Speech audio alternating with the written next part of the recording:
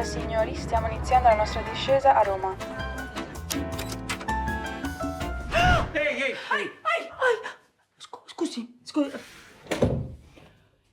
La meva amiga Eva, doncs mira, és una pel·lícula que fa molt temps que tenia al cap, treballar i donar veu a un protagonista femení. I vaig començar a pensar, i per persones que tenia a prop, dones,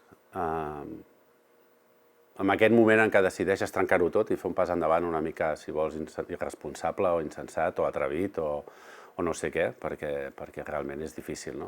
Quan fas un pas endavant i trenques tot el que tenies construït d'alguna manera. I tot va en busca d'enamorar-te, que és una cosa molt naïf i molt absurda, que ens venen tot el dia a tot arreu. No te gusta bailar, ¿eh? No, me da vergüenza. ¿Eva?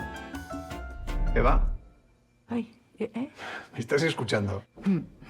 Papá, que llego tarde. Voy. ¿Compras tú el vino para la cena?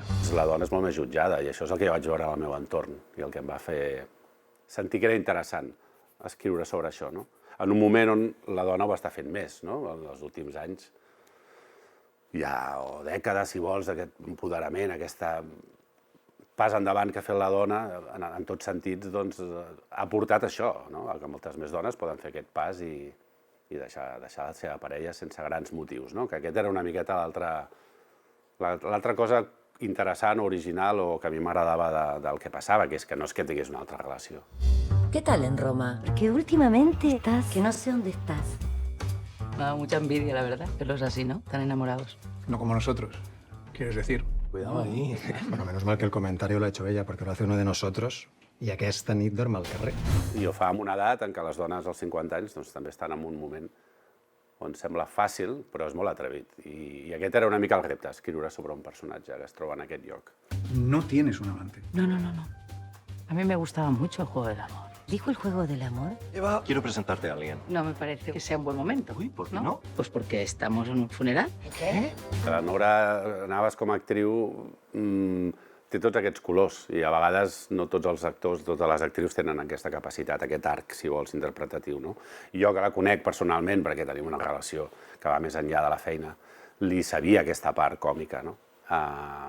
Que potser no l'ha fet, normalment no ha tingut personatges d'aquest tipus, i sabia que em podia donar aquesta doble, que en una mateixa escena podia tenir els dos colors, no? Tenir un color més dramàtic i més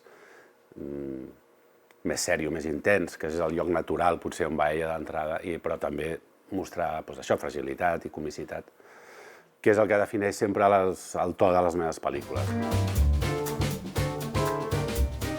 ¿Necesitáis algo? Sí, un poquito de solidaridad con las veteranas. Les persones estem soles, amb una vida interior que quasi ningú coneix, i plena de dubtes i d'incerteses. I jo em moc aquí, llavors la Eva és aquest personatge, no? Hi ha una escena a la meitat de la pel·lícula que la seva parella, la que interpreta el Juan Diego Botto, se la troba en un restaurant on ella li ha dit que no hi és, i jo li deia a la Nora, mira, si no hi hagués aquesta escena, no passaria el que passa després. La vida després és un cúmul de casualitats, de trobades, de coses que fan que la teva vida vagi cap aquí, cap allà, no? I tots, si repassem la nostra història de feina, on treballem, amb qui, les nostres parelles, al final l'atzar et porta als llocs, no? I això també és important perquè ens pensem que no, però en el fons som fruit de totes aquestes casualitats. I per tant ella havia d'expressar com a personatge aquesta fragilitat. Te quería preguntar por unas hormonas. ¿Qué hormonas? Las hormonas del amor. Si me las puedes recetar como las vitaminas.